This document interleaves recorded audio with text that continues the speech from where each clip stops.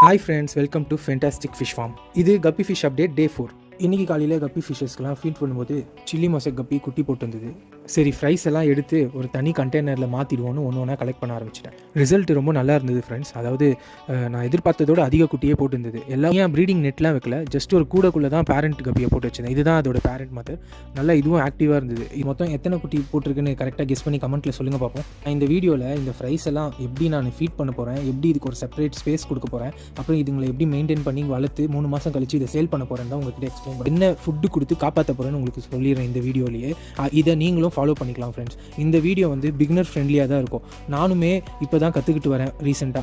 So நான் கற்று வச்சிருக்க எல்லா டிப்ஸையும் உங்களுக்கு நான் சொல்கிறேன். ஃபர்ஸ்ட் அதுக்கு முன்னாடி இந்த வீடியோ பிடிச்சிருந்தா கண்டிப்பாக ஒரு லைக் கொடுங்க. இந்த மாதிரி இன்னும் நிறைய இன்ஃபர்மேஷன் நான் உங்களுக்கு சொல்லித்தரேன். அதுக்கப்புறம் இந்த சேனலுக்கு சப்ஸ்கிரைப் பண்ணிக்கோங்க ஃப்ரெண்ட்ஸ். அப்புறம் பெல் பட்டனையும் ப்ரெஸ் பண்ணிடுங்க. அப்போ தான் என்னோட நோட்டிஃபிகேஷன் உங்களுக்கு எல்லா டீட்டெயில்ஸோட ஃபுல் லென்த் வீடியோ கீழே டேக் பண்ணியிருக்கேன், அதை ப்ளீஸ் பாருங்கள்.